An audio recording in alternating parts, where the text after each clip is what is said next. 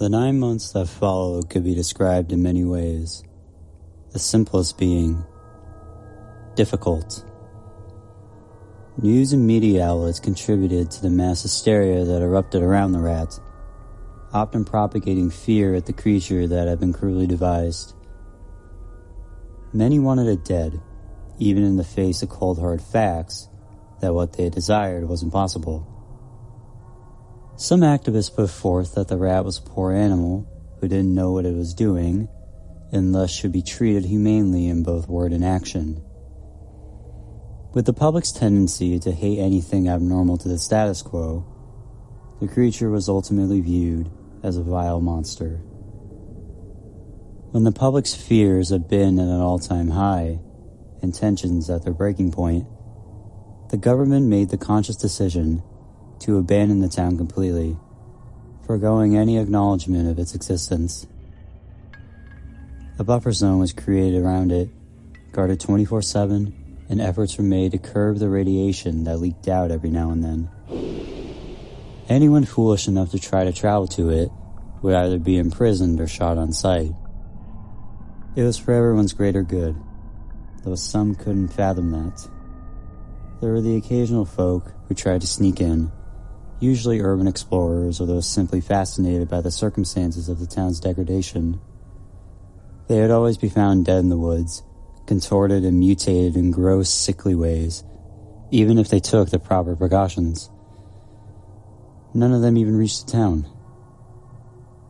Sebastian and Ruth made the trek themselves, even reaching the outskirts. Through the trees, peering through the eye holes of their gas masks, they observed the silent ghost town. The streets were littered with the remains of the town's at-risk population, who had perished at the hands of violence, illness, and mutations. It was a wasteland where humanity had no place. This was the domain of the rat, the creature, who some say had taken up the role of protector and destroyer. Sebastian and Ruth took photos, but there were no signs of the rat. They were discovered by the guards, who arrested and had the both of them imprisoned. Quite sternly, they were told to stay away if they knew what was good for them. Even as Sebastian recorded increasing levels of radiation, this went voluntarily unheard. When everyone was trying to figure out things in the long term, within the town itself, through guard towers, barbed wire, and machine guns, the rat continued to live. It feasted upon the dead, human or otherwise. Nothing else lived besides it. Occasionally, it would return to the sewers, where it once belonged as a tiny little mammal, blissfully unaware of anything beyond its natural existence.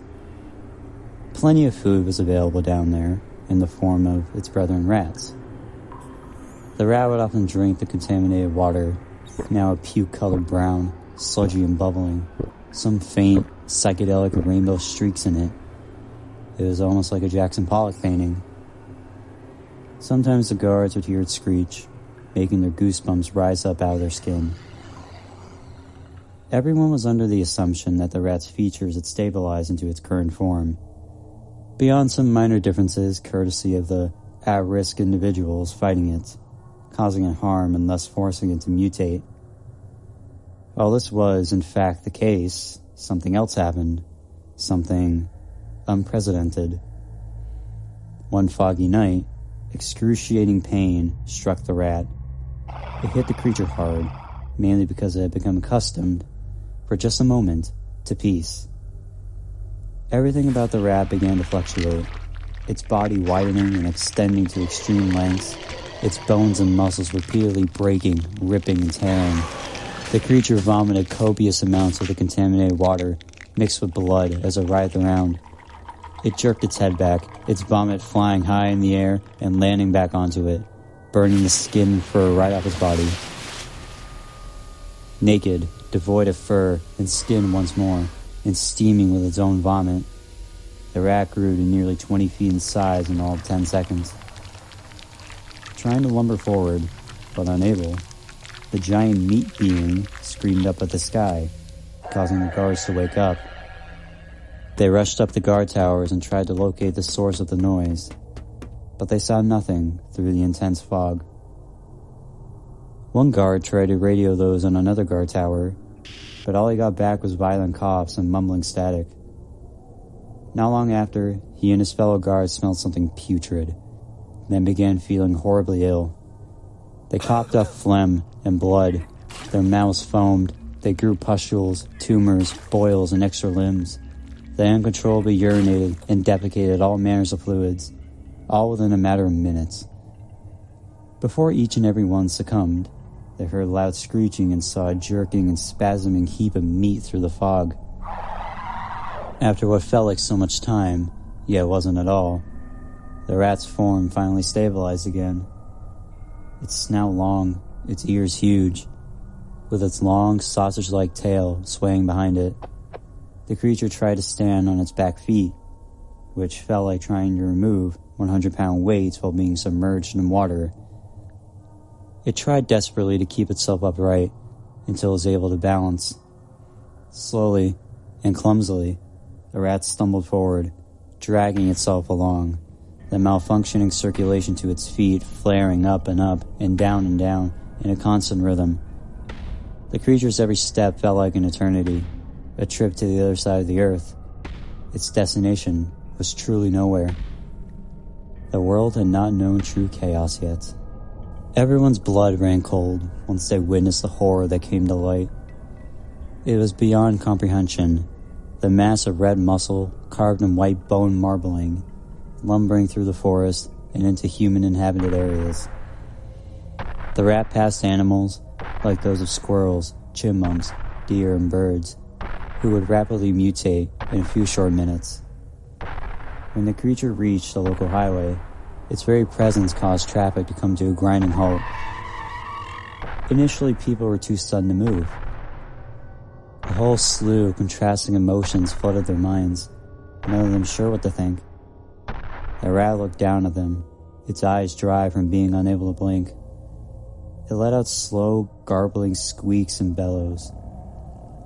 What snapped the humans out of their daze was the creature beginning to heave, like it was coughing something up. It then let out a shriek so loud, so high-pitched, and so powerful that it burst and ruptured everyone's eardrums and rattled their bones. They tried to run, but their impending mutations made that action futile. The rat encountered a new town, barreling through suburban areas and neighborhoods. Homes and other structures tumbled to the ground, often trapping its inhabitants within them. The screaming was horrific, and the crying was even worse. The town's emergency preparedness protocols were tested to their limits, but even these were rendered completely useless. People tried to flee with no cars. They couldn't get to a hospital or a shelter because there were none anymore. In a short amount of time, they began to mutate and die.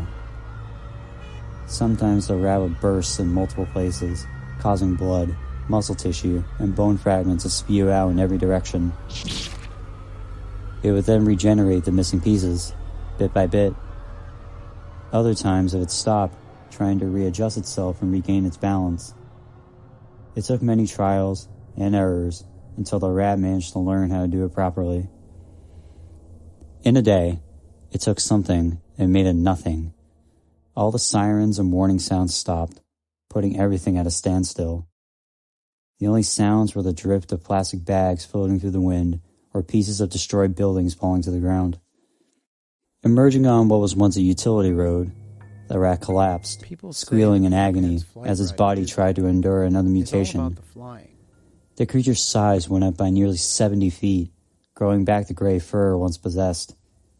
Its skull bulged and swelled, widening its eyes with it, and its insides rearranged and contorted in all different directions. The rat's teeth grew longer, sharper, cutting its gross tongue as it dragged itself along and causing the blood to fall down to the ground below. Its needle-like claws shredded the asphalt and cement beneath its feet. With full control over its tail, the creature whipped it back and forth, destroying the ruins of other nearby buildings even further. When its new form stabilized, the rat looked up at the sky.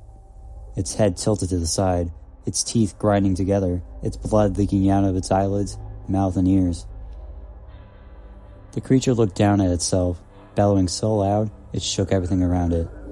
With all the pain coursing through its body, the rat was in a sort of shock. All it did was stare at itself, bellowing and squeaking.